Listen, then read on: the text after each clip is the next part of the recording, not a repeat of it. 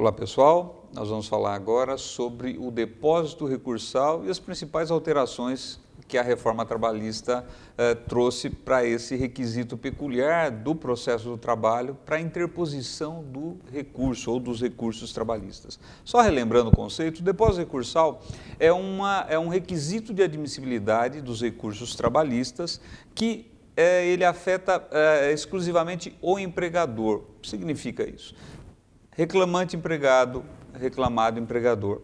O depósito recursal é um requisito de admissibilidade para interposição de recurso pela reclamada empregadora, porque não há previsão de depósito recursal para o empregado, seja ele autor ou réu da ação. Essa é uma construção jurisprudencial e doutrinária que vem de longa data e que, em princípio, e como regra entende que o depósito recursal é requisito apenas para o empregador, por falta de previsão legal exigindo esse depósito do empregado.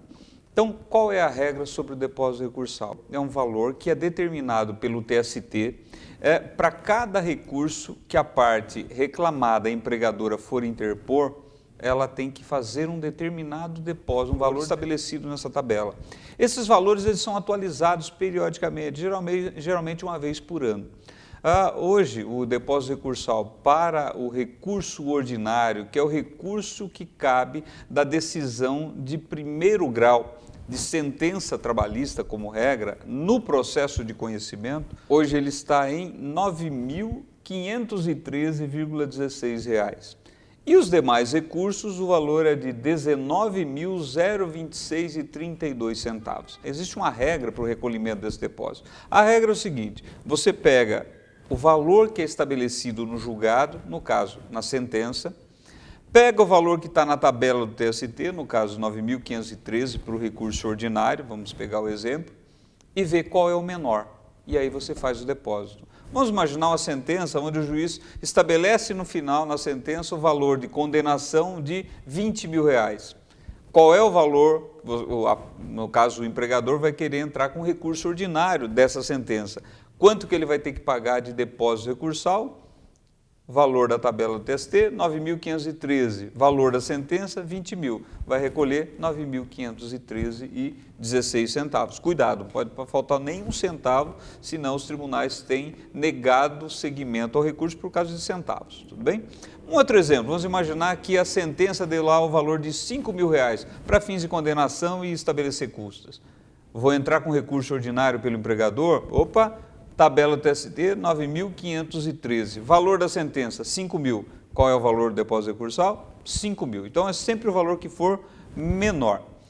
E o que mudou com a reforma trabalhista? Mudou o seguinte, olha, primeiro, antigamente o depósito recursal era feito através de uma guia GFIP e ele era depositado na conta de FGTS do trabalhador reclamante. Isso gerava algumas complicações, algumas dúvidas na prática, principalmente em casos, por exemplo, em que o empregado não era um litígio entre patrão e empregado, por exemplo. Mas, enfim, o que mudou agora? Esse depósito recursal será feito hoje numa conta judicial à disposição do juízo e vai ter o mesmo critério de correção da caderneta de poupança.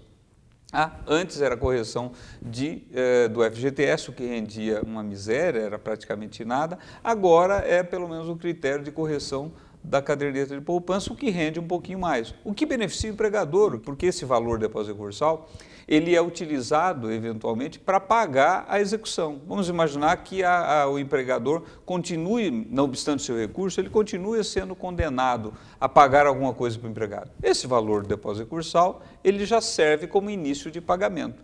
Se ele estava antes na conta de FGTS, o juro e correção que rendia lá era mínimo. Agora, pelo menos, vai render pelo menos o valor da caderneta de poupança, o que já é um bom começo.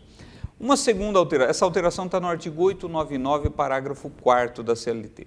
Uma segunda alteração está lá no artigo 899, parágrafo 9º, que diz respeito à isenção do pagamento, isenção e moderação no valor a ser recolhido por algumas entidades. O que diz o parágrafo 9º do artigo 899?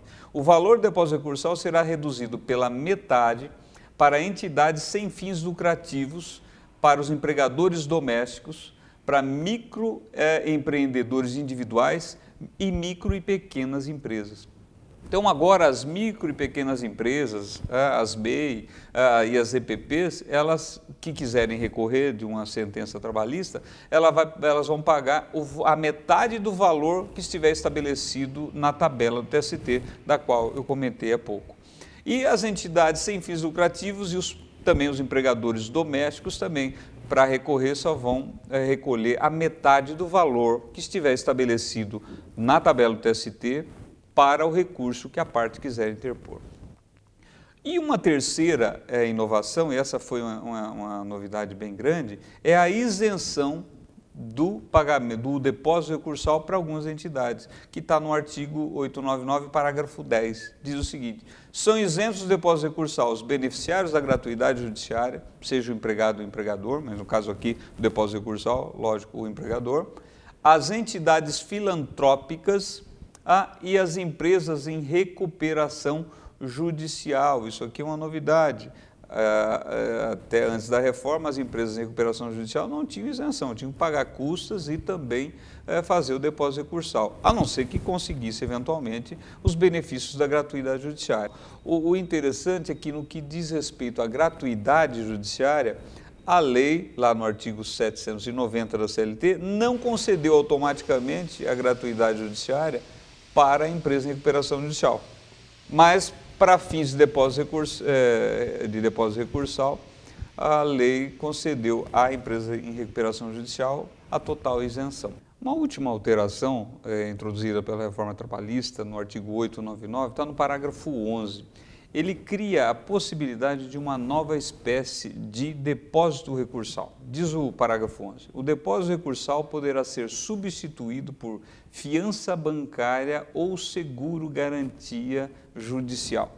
Enfim, são dois institutos que as instituições bancárias estão acostumadas a lidar, porém, no que diz respeito ao depósito recursal, o TST ele editou uma resolução dizendo que ia regulamentar qual a forma em que o empregador poderia fazer a fiança bancária ou seguro garantia judicial.